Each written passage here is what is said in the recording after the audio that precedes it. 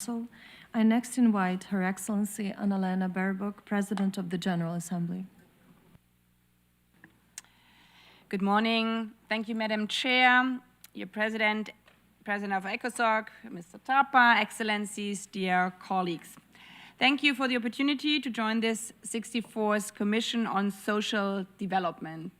Especially as Madam Chair and your President have said, at a time when the world is preoccupied with so many other pressing issues, it is important that we remain focused, as the theme of this session states, on advancing social development and social justice through coordinated, equitable, and inclusive policies. As I said in my priority speech to the Excellencies, the permanent representatives here, I will relate to it again.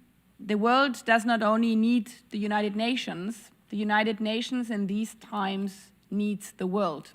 So you, all of us, all governments, all civil societies, all those who believe that we can be indeed better together. So it's therefore very good to see also so many ministers here and so many civil society engagement over the next days in this week, because we know that social development and justice are inherently interlinked to other challenges we face. And if we would drop, especially in these times, our fight for equality, for justice, for social development, we would lose altogether. As ending hunger and poverty is not only an act of charity, it is a matter of security and enlightened self-interest.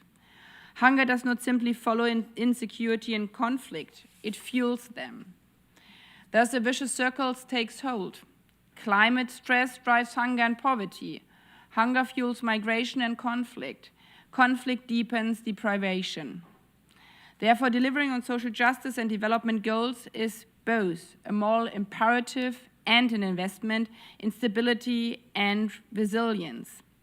And this holds true not only for crisis or conflict areas.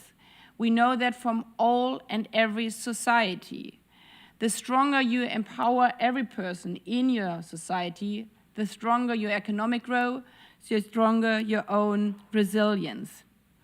We know also, and have seen it again within the pandemic, that the healthcare system is deeply interlinked with the question of security in times of crisis.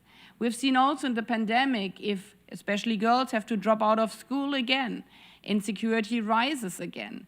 We do not only lose the working power of female employees, we lose again the resilience of societies. So the fight for all the SDGs together is in our deep own interest.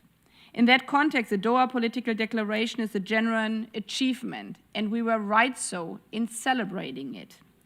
Adopted by consensus, it renews our commitment to the people-centered development and builds on efforts in Copenhagen 30 years ago, while adapting to today's realities from climate change to governance of artificial intelligence. As the first meetings post-Doha, this Commission, the engine of social development, must now help turn that commitment into action. As the DSG has underlined, this means pursuing concrete measures such as well-financed and adaptive social protection systems, child-sensitive and family-oriented national poverty strategies, and better investments in data disaggregation to ensure that policy implementation leaves indeed no one behind. This is all the more important as the General Assembly begins its 5-year follow-up process towards the 2031 high-level review, and especially as we look to the final sprint to delivery on the Sustainable Development Goals. As President of the General Assembly, I will do my part to champion these integrated approaches and look forward to convening a high-level event on climate, a joint initiative with the President of ECOSOC on artificial intelligence for social good, and a series of dialogues on implementation of the Pact for the Future. There's undoubtedly a great deal of work before us, but encouragingly, momentum is already building, with numerous proposals submitted to the Doha Solution Platform. My hope is that these proposals coupled with concrete action here at the Commission, can help accelerate delivery. Because social development is not a nice-to-have, reserved for calmer days. It is the foundation that peace is built upon, the firewall that helps prevent one crisis from igniting the next, and the critical investment in collective prosperity.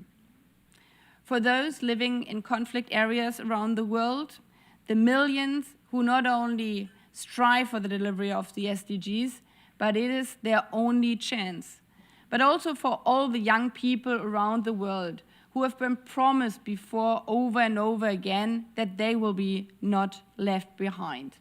And indeed, we can do it if we're building on our promise of being better together. I thank you.